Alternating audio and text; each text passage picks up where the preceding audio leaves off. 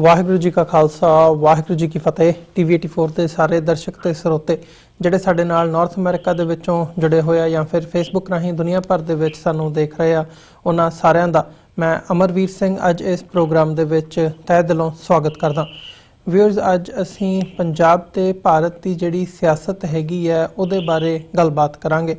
पंजाब दे विच जिवें असीं पिछले दिनां दे विच देखिआ अकाली दल बादल दी जिन्हां दी पहलां कैप्टन अमरिंदर सिंह दी सरकार तो पहलां जिन्हां दी सरकार सी उन्हां वल्लों 2 दिन जिहड़ी हैगी है दरबार साहब दे विच अकाल तख्त ते आके जिहड़ी हैगी है वो सेवा कीती गई है।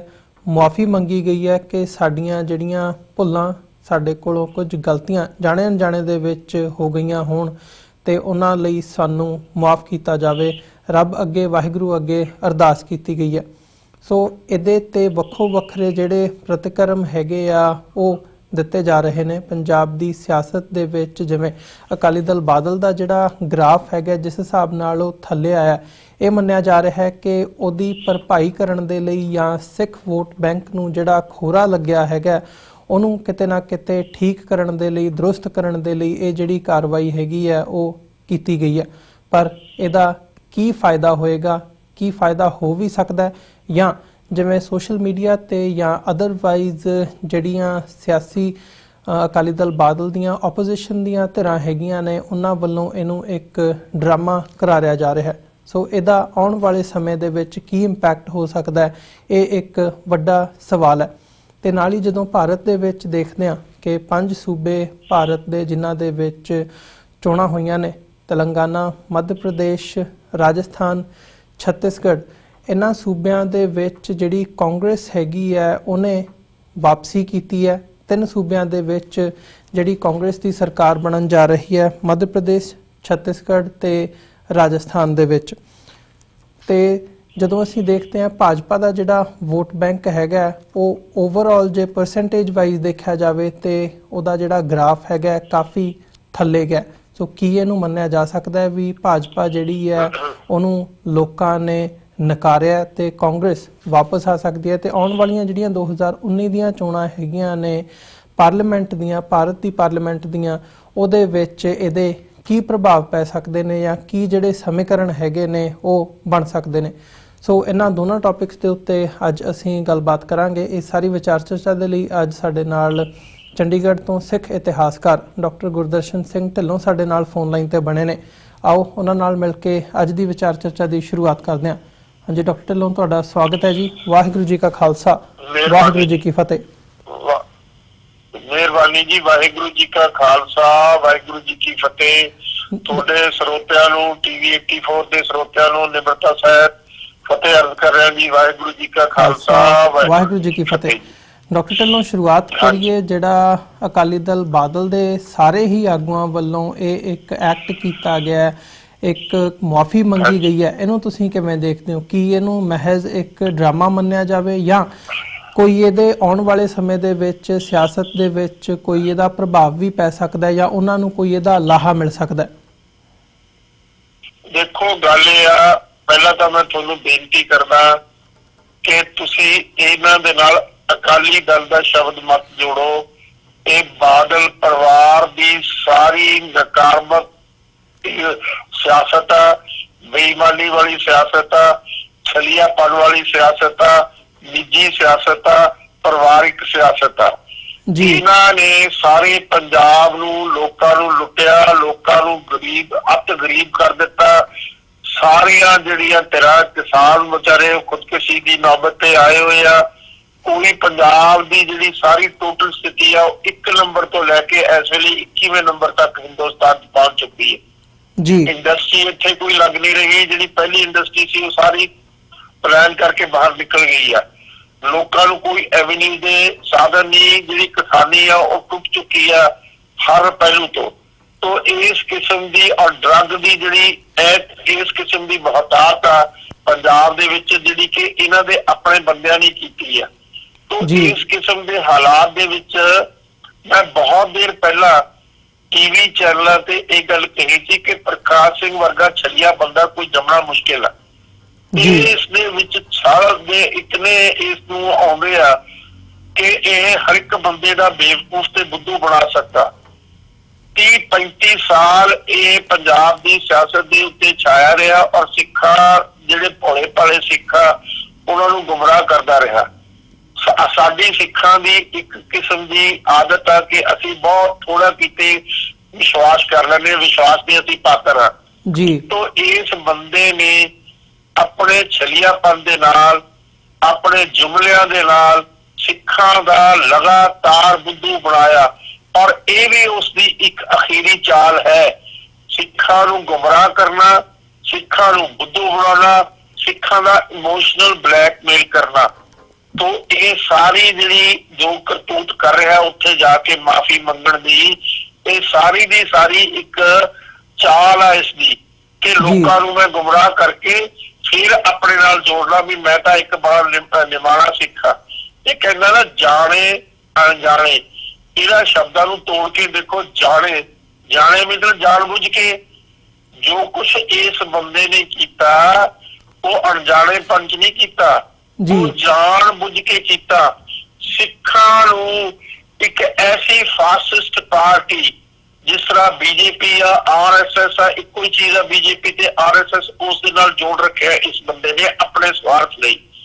ਔਰ ਉਹਨਾਂ ਦਾ ਇੱਕ ਸਪੈਸੀਫਿਕ ਏਜੰਡਾ ਹੈ ਸਿੱਖਾਂ ਪ੍ਰਤੀ ਕਿ ਸਿੱਖਾਂ ਦੀ ਧਾਰਮਿਕ ਆਜ਼ਾਦ ਹਸਤੀ ਨੂੰ ਉਹਨਾਂ ਨੇ ਮਲੀਆਮੇਟ ਕਰਨਾ ਔਰ ਉਹਨੂੰ ਮੰਨਣਾ ਨਹੀਂ ਹੈ ਜੀ। ਤੋਂ ਇਸ ਨੇ ਆਰਟੀਕਲ 25B ਦੇ 2 ਕਲੌਜ਼ ਦੇ ਵਿੱਚ ਵੀ ਕੋਈ ਕਿਸੇ ਕਿਸਮ ਦੀ ਅਮੈਂਡਮੈਂਟ ਨਹੀਂ ਉਹਨਾਂ ਤੋਂ ਕਰਾਈ। ਸਿਰਫ ਇੱਕੋ ਇੱਕ ਮੁੱਦਾ ਰੱਖਿਆ ਕਿ ਮੇਰੀ ਨੂੰਹ ਨੂੰ ਸੈਂਟਰ ਦੇ ਵਿੱਚ ਮਿਨਿਸਟਰੀ ਬਣਾ ਦਿਓ। ਮੈਂ ਇਹ ਦਾਅਵੇ ਨਾਲ ਕਹਿਣਾ ਤੁਹਾਡੇ ਰਾਹੀਂ ਕਿ ਕੋਈ 5 ਕੰਮ ਦੱਸ ਦੇਵੇ, 5 ਵਾਰੀ ਚੀਫ ਮਿਨਿਸਟਰ ਬਣਿਆ ਪੰਜਾਬ ਦਾ, 5 ਕੰਮ ਦੱਸ ਦੇ ਜਿਹੜੇ ਇਹਨੇ ਪੰਜਾਬ ਦੇ ਹਿੱਤ ਲਈ, ਸਿੱਖਾਂ ਦੇ ਹਿੱਤ ਲਈ, ਪੰਜਾਬ ਦੇ ਲੋਕਾਂ ਦੇ ਹਿੱਤ ਲਈ, ਕਿਸੇ ਗਰੀਬਾਂ ਦੇ ਹਿੱਤ ਲਈ ਇਸ ਨੇ ਕੀਤੇ ਹੋ ਜੀ। 5 ਕੰਮ, 5 ਵਾਰੀ ਚੀਫ ਮਿਨਿਸਟਰੀ ਕੀਤੀ ਹੈ, 5 ਕੰਮ ਹੀ ਦੱਸ ਦੇ। ਇੱਕ ਕੰਮ ਨਹੀਂ ਇਸ ਬੰਦੇ ਨੇ ਕੀਤਾ। ਸਾਰਾ ਦਾ ਸਾਰਾ ਇੱਕੋ ਚੀਜ਼ ਕਿ ਪੰਜਾਬ ਨੂੰ ਲੁੱਟਣਾ, ਆਪਣਾ ਪਰਿਵਾਰਵਾਦ ਹੀ ਇਸ ਨੇ। ਮੈਂ ਦੱਸੋ ਕਿਹੜਾ ਚੀਫ ਮਿਨਿਸਟਰ, ਇਸ ਦਾ ਜਮਾਈ ਮਿਨਿਸਟਰ ਸੀ ਕੈਬਨਿਟ ਰੈਂਕ ਦਾ ਪੰਜਾਬ ਦੇ ਵਿੱਚ, ਇਸ ਦੇ ਮੁੰਡੇ ਦਾ ਸਾਲਾ ਮਿਨਿਸਟਰ ਸੀਗਾ ਕੈਬਨਿਟ ਰੈਂਕ ਦਾ, ਇਸ ਦਾ ਮੁੰਡਾ ਡਿਪਟੀ ਚੀਫ ਮਿਨਿਸਟਰ ਸੀ, ਆਪ ਹੀ ਚੀਫ ਮਿਨਿਸਟਰ ਸੀ ਔਰ ਉਸ ਤੋਂ ਪਹਿਲਾਂ ਇਹਦਾ ਭਤੀਜਾ ਮਿਨਿਸਟਰ ਸੀ, ਫਿਰ ਇਸ ਦੀ ਨੂੰਹ ਸੈਂਟਰ ਚ ਮਿਨਿਸਟਰ ਹੈ। ਕੋਈ ਪਰਿਵਾਰ ਦਾ ਜੀ ਐਸਾ ਛੱਡਿਆ ਜਿਹੜੀ ਜਿਸ ਨੂੰ ਸਾਰੀ ਦੀ ਸਾਰੀ ਸੱਤਾ ਨਾਲ ਸਤੰਪੀ ਹੋਵੇ ਔਰ ਉਹਨਾਂ ਨੇ ਸੱਤਾ ਲੈ ਕੇ ਪੰਜਾਬ ਨੂੰ ਲੁੱਟਿਆ, ਪੰਜਾਬ ਦੇ ਗਰੀਬਾਂ ਦਾ ਨੁਕਸਾਨ ਕੀਤਾ, ਪੰਜਾਬ ਦਾ ਵਪਾਰ ਖਤਮ ਕੀਤਾ, ਪੰਜਾਬ ਦੀ ਇੰਡਸਟਰੀ ਖਤਮ ਕੀਤੀ, ਪੰਜਾਬ ਦੀ ਐਜੂਕੇਸ਼ਨ ਖਤਮ ਕੀਤੀ ਜੀ। ਔਰ ਅੱਜ ਪੰਜਾਬ 21ਵੇਂ ਨੰਬਰ ਤੇ ਆ ਗਿਆ ਜੀ, 1 ਨੰਬਰ ਤੋਂ 21ਵੇਂ ਨੰਬਰ ਤੇ ਆ ਗਿਆ।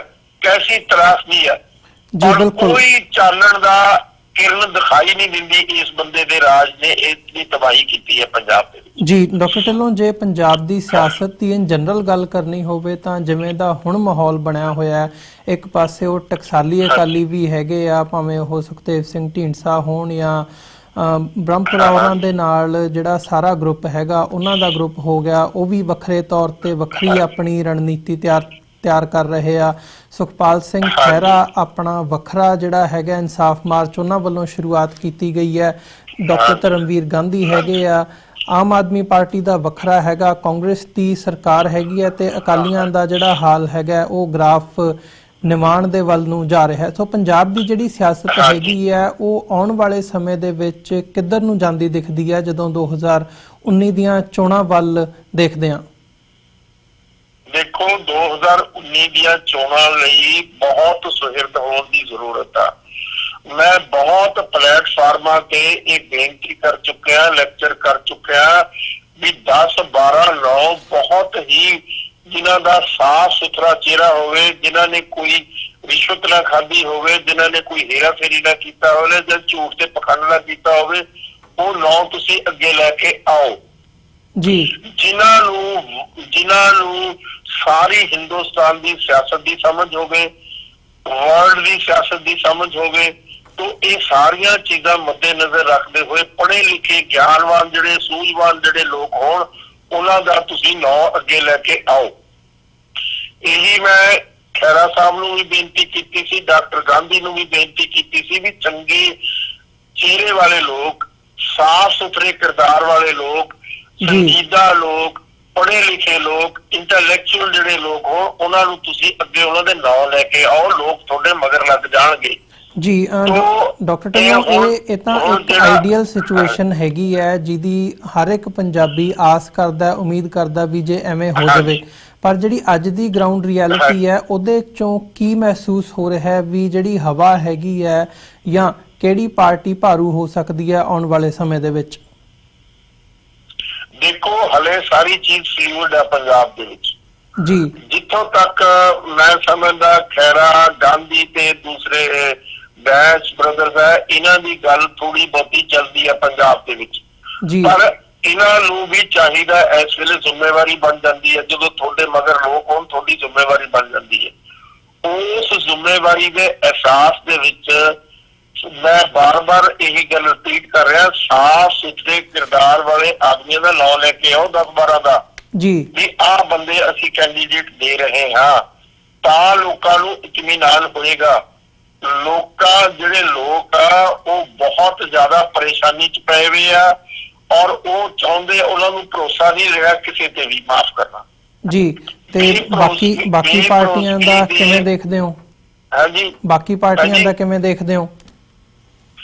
ਦੇਖੋ, ਬਾਕੀ ਪਾਰਟੀਆਂ ਜਿਹੜੇ ਉੱਥੇ ਬੈਠੇ ਸੀ ਮੋਰਚੇ ਤੇ, ਜਿਹੜੇ ਕਹਿੰਦੇ ਸੀ ਅਸੀਂ ਨਾਂ ਦੇਵਾਂਗੇ, ਅਸੀਂ ਇੱਕ ਨਵਾਂ ਜਿਹੜਾ ਅਕਾਲੀ ਦਲ ਬਣਾਵਾਂਗੇ, ਅਸੀਂ ਇਹ ਕਰਾਂਗੇ, ਉਹ ਕਰਾਂਗੇ, ਉਹ ਤਾਂ ਬਿਲਕੁਲ ਟੋਟਲੀ ਐਕਸਪੋਜ਼ ਹੋ ਚੁੱਕੇ ਆ। ਮੰਡ ਤੇ ਜਿਹੜੇ ਦਾਦੂਵਾਲ ਆ, ਤਾਂ ਉਹਨਾਂ ਦਾ ਤਾਂ ਹੁਣ ਬਿਲਕੁਲ ਆਪਣਾ ਗ੍ਰਾਫ ਜ਼ੀਰੋ ਤੋਂ ਵੀ ਨੀਚੇ ਚਲਿਆ ਗਿਆ, ਕਿਉਂਕਿ ਉਹਨਾਂ ਤੇ ਕਈ ਕਿਸਮ ਦੀ ਇਲਜ਼ਾਮ ਤਰਾਸ਼ੀ ਚੱਲ ਰਹੀ ਹੈ ਜੀ। ਹੁਣ ਸਿਰਫ ਤੇ ਸਿਰਫ ਜੇ ਉਮੀਦ ਹੈ, ਖੈਰਾ ਗਾਂਧੀ ਕੰਬੀਨੇਸ਼ਨ ਤੋਂ ਉਮੀਦ ਹੈ ਕਿ ਉਹ ਕਿਸੇ ਕਿਸਮ ਦੀ ਪੱਖਪਾਤ ਤੋਂ ਉੱਪਰ ਉੱਠ ਕੇ, ਕਿਸੇ ਕਿਸਮ ਦੇ ਜ਼ਾਤ ਪਾਤ ਤੋਂ ਉੱਪਰ ਉੱਠ ਕੇ ਜਿਹੜੇ ਪੰਜਾਬ ਨੂੰ ਸਮਰਪਿਤ ਲੋਕ ਆ, ਉਹਨਾਂ ਦੇ ਨਾਂ ਲੈ ਕੇ ਆਉਣ, ਔਰ ਉਹ ਨਾਂ ਅੱਗੇ ਦੱਸਣ ਵੀ ਆਹ ਸਾਡੇ ਕੈਂਡੀਡੇਟ ਹੋਣਗੇ, ਤਾਂ ਲੋਕਾਂ ਨੂੰ ਉਹਨਾਂ ਤੇ ਇਤਮੀਨਾਨ ਹੋ ਸਕਦਾ ਹੈ। ਲੇਕਿਨ ਜੇ ਉਸੇ ਕਿਸਮ ਦੀ ਨਾਂ ਦੇ ਤੇ ਵੀ ਮੇਰੇ ਪਰਿਵਾਰ ਦੇ ਨਾਂ ਜੀ, ਮੇਰਾ ਭਤੀਜਾ ਹੈ ਜੀ, ਮੇਰਾ ਜਮਾਈ ਹੈ ਜੀ, ਮੇਰਾ ਭਾਈ ਹੈ ਜੀ, ਮੇਰਾ ਪਿਓ ਹੈ ਜੀ, ਤਾਂ ਉਸ ਗੱਲ ਨਾਲ ਬਣਨੀ ਨਹੀਂ ਜਿਸ ਕਿਸਮ ਦੀ ਗੱਲ ਪ੍ਰਕਾਸ਼ ਸਿੰਘ ਬਾਦਲ ਕਰਦਾ ਰਿਹਾ ਜੀ। ਤੋਂ ਅੱਜ ਜ਼ਰੂਰਤ ਹੈ ਕਿ ਬਹੁਤ ਜ਼ਿਆਦਾ ਪਾਰਲੀਮੈਂਟ ਦੇ ਵਿੱਚ, ਮੈਂ ਬਾਰ-ਬਾਰ ਤੁਹਾਡੇ ਚੈਨਲ ਤੋਂ ਵੀ ਕਿਹਾ, ਹੋਰ ਚੈਨਲਾਂ ਤੋਂ ਵੀ ਕਿਹਾ, ਕਿ ਹੰਗ ਪਾਰਲੀਮੈਂਟ ਆ ਰਹੀ ਹੈ ਸੈਂਟਰ ਦੇ ਵਿੱਚ, ਔਰ ਉਸ ਹੰਗ ਪਾਰਲੀਮੈਂਟ ਦੇ ਵਿੱਚ 7-8 ਮੈਂਬਰ ਜੇ ਤੁਸੀਂ ਜਿਤਾ ਕੇ ਭੇਜੋ, ਜਿਹੜੇ ਕਮਿਟਡ, ਆਨੈਸਟ ਤੇ ਪੰਜਾਬ ਨੂੰ ਸਮਰਪਿਤ ਹੋਣ, ਤਾਂ ਤੁਸੀਂ ਬਹੁਤ ਵੱਡਾ ਰੋਲ ਪਲੇ ਕਰ ਸਕਦੇ ਹੋ। ਇਨਸਾਫ ਕਿਸੇ ਨੂੰ ਮਿਲਦਾ ਨਹੀਂ, ਇਨਸਾਫ ਲਿਆ ਜਾਂਦਾ ਹੈ ਜੀ। ਬਿਲਕੁਲ ਡਾਕਟਰ ਗਾਂਧੀ, ਤੁਸੀਂ ਲੈ ਸਕਦੇ ਹੋ ਜੇ ਤੁਹਾਡੇ ਕੋਲ ਪੋਲੀਟੀਕਲ ਸਪੇਸ ਹੋਏਗੀ ਸੈਂਟਰ ਦੇ ਵਿੱਚ ਜੀ। ਡਾਕਟਰ ਢਿੱਲੋਂ, ਜੇ ਹੁਣ ਭਾਰਤ ਦੀ ਜਿਹੜੀ ਸਿਆਸਤ ਹੈਗੀ ਹੈ ਉਸ ਵੱਲ ਨੂੰ ਗੱਲ ਕਰੀਏ, ਤਾਂ ਜਿਹੜੇ ਚੋਣ ਨਤੀਜੇ ਆਏ ਆ 5 ਸੂਬਿਆਂ ਦੇ, ਉਹਦੇ ਵਿੱਚ ਭਾਜਪਾ ਦਾ ਜਿਹੜਾ ਗ੍ਰਾਫ ਹੈਗਾ ਉਹ ਥੱਲੇ ਨੂੰ ਜਾਂਦਾ ਦਿਖ ਰਿਹਾ ਹੈ, ਤੇ 3 ਸੂਬਿਆਂ ਦੇ ਵਿੱਚ ਕਾਂਗਰਸ ਨੇ ਹੁਣ ਸਰਕਾਰ ਬਣਾਉਣੀ ਹੈ। ਮੱਧ ਪ੍ਰਦੇਸ਼ ਹੋ ਗਿਆ, ਰਾਜਸਥਾਨ ਹੋ ਗਿਆ ਤੇ ਛੱਤੀਸਗੜ੍ਹ ਹੋ ਗਿਆ। ਇਹਦੇ ਵਿੱਚ ਜਿਹੜਾ ਵੱਧ ਗਿਣਤੀ ਭਾਈਚਾਰਾ ਹੈਗਾ, ਹਿੰਦੂ ਭਾਈਚਾਰੇ ਦੀ ਬਹੁਮਤ ਹੈਗੀ ਹੈ, ਉਹਨਾਂ ਦੀਆਂ ਵੋਟਾਂ ਭਾਜਪਾ ਤੋਂ ਸ਼ਿਫਟ ਹੋ ਕੇ ਕਾਂਗਰਸ ਨੂੰ ਤੇ ਬਾਕੀ ਪਾਰਟੀਆਂ ਨੂੰ ਜਿਹੜੀਆਂ ਜਾਂਦੀਆਂ ਨੇ ਉਹ ਨਜ਼ਰ ਆਈਆਂ ਨੇ। ਇਹਦਾ ਕਾਰਨ ਕੀ ਸਮਝਦੇ ਤੁਸੀਂ ਕਿ ਲੋਕਾਂ ਨੇ ਜਾਂ ਜਿਹੜੀ ਮੈਜੋਰਿਟੀ ਹੈਗੀ ਆ ਉਹਨੇ ਭਾਜਪਾ ਦਾ ਸਾਥ ਛੱਡ ਕੇ ਕਿਤੇ ਨਾ ਕਿਤੇ ਕਾਂਗਰਸ ਦਾ ਸਾਥ ਕਿਉਂ ਦਿੱਤਾ? ਉਹ ਦੇਖੋ, ਕਾਂਗਰਸ ਦਾ ਸਾਥ ਨਹੀਂ ਦਿੱਤਾ, ਉਹਨਾਂ ਨੇ ਬੀਜੇਪੀ ਦੀ ਪਾਲਿਸੀਜ਼ ਨੂੰ ਨਕਾਰਿਆ। ਰਾਮ ਮੰਦਿਰ ਦੀ ਹਿੰਦੂਤਵਾਦੀ ਜਿਹੜੀ ਪੋਲਿਟਿਕਸ ਆ, ਉਸ ਤੋਂ ਲੋਕ ਤੰਗ ਆ ਗਏ। ਡਿਵੈਲਪਮੈਂਟ ਤੋਂ ਛੱਡ ਕੇ ਲੋਕ ਅਨਇੰਪਲਾਇਡ ਆ, ਇਕਨੋਮੀ ਟੋਟਲੀ ਕਲੈਪਸ ਕਰ ਚੁੱਕੀ ਹੈ ਹਿੰਦੁਸਤਾਨ ਦੀ। ਔਰ ਜਿਹੜੀ ਨੋਟਬੰਦੀ ਦੀ ਪਾਲਿਸੀ, ਨੋਟਬੰਦੀ ਦਾ ਐਕਟ ਕੀਤਾ ਸੀ ਮੋਦੀ ਨੇ, ਛਾਤੀ ਤੇ ਹੱਥ ਰੱਖ ਕੇ ਵੀ ਮੇਰੀ 56 ਇੰਚ ਦੀ ਛਾਤੀ ਹੈ, ਇਸ ਕਿਸਮ ਦੀਆਂ ਸ਼ੈਲੋ ਗੱਲਾਂ ਕਰਨੀਆਂ ਪ੍ਰਾਈਮ ਮਿਨਿਸਟਰ ਨੂੰ ਵੈਸੇ ਨਹੀਂ ਸ਼ੋਭਦੀਆਂ।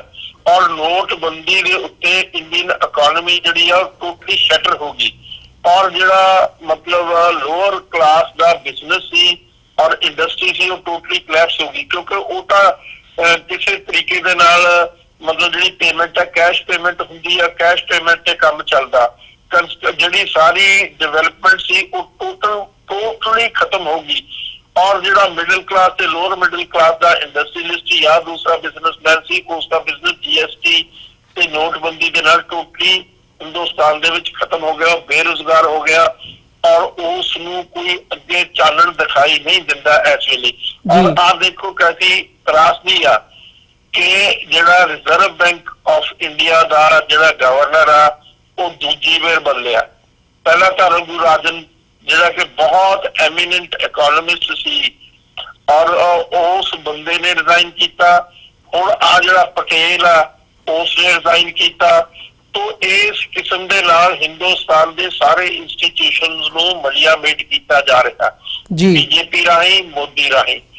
ਜਿਸ ਤਰ੍ਹਾਂ ਬਾਦਲ ਨੇ ਸਿੱਖਾਂ ਦੇ ਸਾਰੇ ਇੰਸਟੀਟਿਊਸ਼ਨਸ ਢਾਹ ਢੇਰੀ ਕੀਤੇ ਆ, ਚਾਹੇ ਸ਼੍ਰੀ ਅਕਾਲ ਤਖਤ ਆ, ਚਾਹੇ ਸ਼੍ਰੋਮਣੀ ਅਕਾਲੀ ਦਲ ਆ, ਚਾਹੇ SGPC ਆ, ਕੋਈ ਅਦਾਰਾ ਇਸ ਨੇ ਨਹੀਂ ਛੱਡਿਆ। ਇਸੇ ਤਰੀਕੇ ਨਾਲ ਕੋਈ ਅਦਾਰਾ ਜਿਹੜਾ ਹਿੰਦੁਸਤਾਨ ਦਾ ਅਦਾਰਾ ਉਹ ਉਸਨੇ ਨਹੀਂ ਛੱਡਿਆ।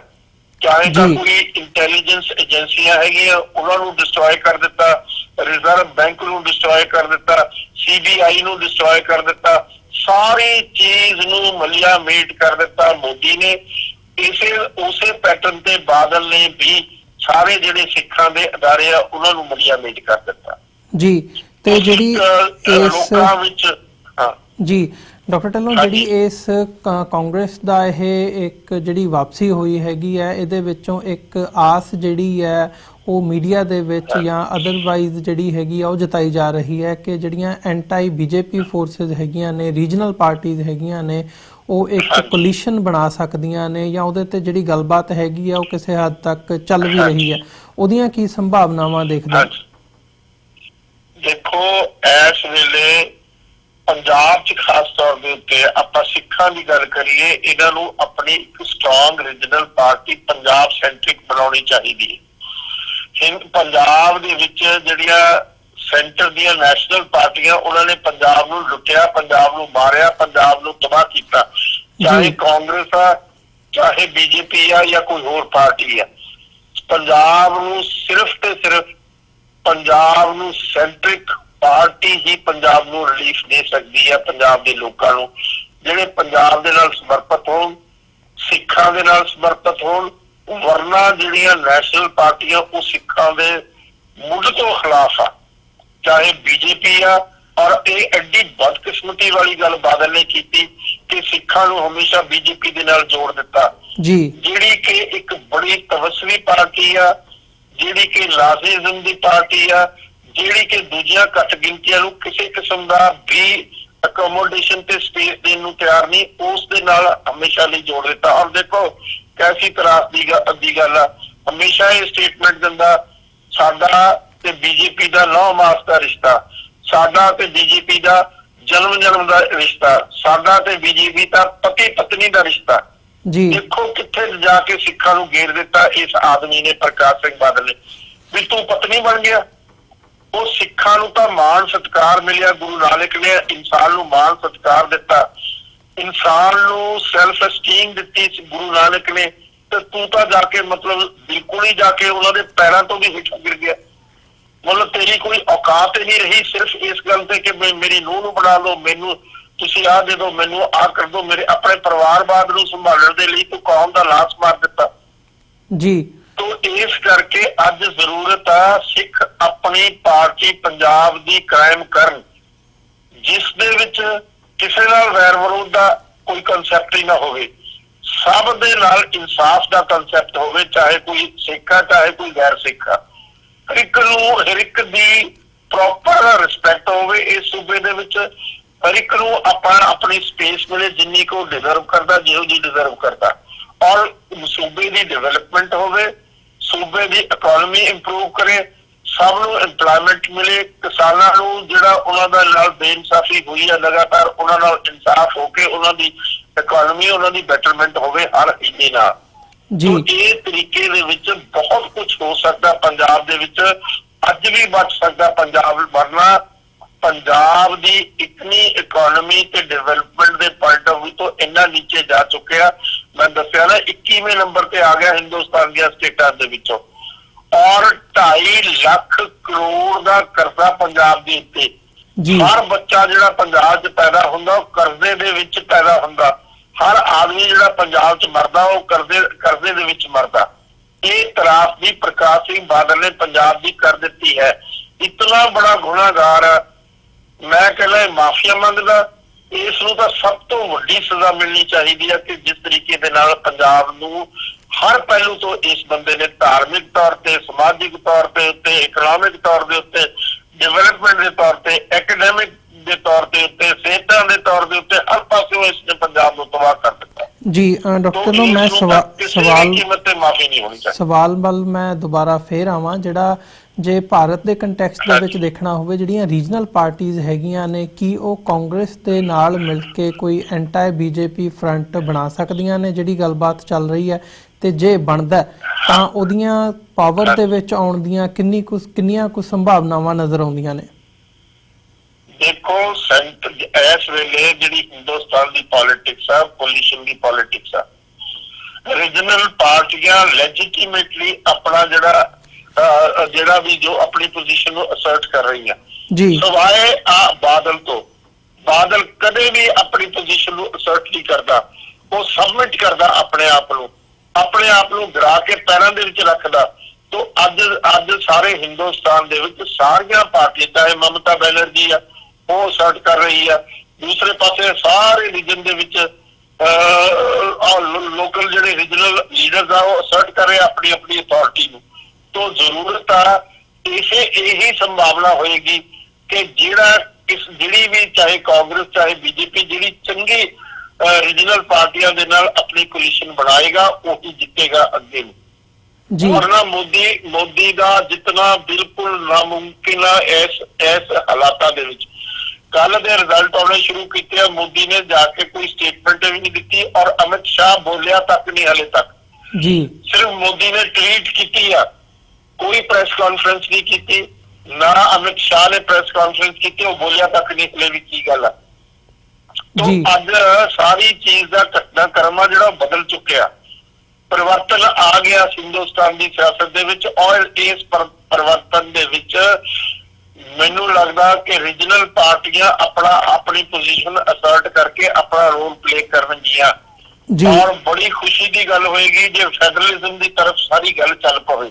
ਜੀ ਡਾਕਟਰ ਢਿੱਲੋਂ, ਜਾਂਦੇ ਇੱਕ ਸਵਾਲ ਮੈਂ ਜ਼ਰੂਰ ਪੁੱਛਣਾ ਚਾਹੂੰਗਾ ਥੋੜੇ ਸ਼ਬਦਾਂ ਦੇ ਵਿੱਚ ਕਿ ਕੀ ਜਿਹੜੀ ਬੀਜੇਪੀ ਹੈਗੀ ਹੈ ਉਹ ਇਸ ਸਾਰੇ ਘਟਨਾਕ੍ਰਮ ਤੋਂ ਬਾਅਦ ਜਿਹੜੀ ਕਮਿਊਨਲ ਪੋਲਿਟਿਕਸ ਹੈਗੀ ਹੈ, ਉਹ ਰਾਮ ਮੰਦਿਰ ਦਾ ਇਸ਼ੂ ਹੋਵੇ, ਧਾਰਾ 370 ਦੀ ਗੱਲ ਹੋਵੇ ਜੰਮੂ ਕਸ਼ਮੀਰ ਦੇ ਵਿੱਚ, ਜਿਹੜੇ ਇਹ ਇਸ਼ੂਜ਼ ਲੈ ਕੇ ਪੋਲਰਾਈਜੇਸ਼ਨ ਕਰਨ ਦੀ ਜਿਹੜੀ ਨੀਤੀ ਹੁੰਦੀ ਹੈ, ਕਿ ਉਹਦੇ ਤੋਂ ਬੀਜੇਪੀ ਪਿੱਛੇ ਹਟ ਸਕਦੀ ਹੈ ਆਉਣ ਵਾਲੇ ਸਮੇਂ ਦੇ ਵਿੱਚ ਜਾਂ ਉਹਨੂੰ ਹੋਰ ਫੋਰਸਫੁਲੀ ਅਸਰਟ ਕਰੂਗੀ?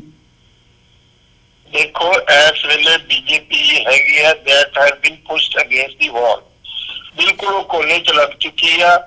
ਹੁਣ ਨੂੰ ਉਹਨਾਂ ਨੇ ਆਪਣੀ ਨਵੀਂ ਰਣਨੀਤੀ ਬਣਾਉਣੀ ਆ। ਕੱਲ ਦੀ ਉਹਨਾਂ ਨੇ ਮੀਟਿੰਗ ਕਰਨੀ ਸੀ, ਹਲੇ ਤੱਕ ਕੀਤੀ ਨਹੀਂ। ਅਮਿਤ ਸ਼ਾਹ ਨੇ ਕੋਈ ਸਟੇਟਮੈਂਟ ਦਿੱਤੀ ਨਹੀਂ।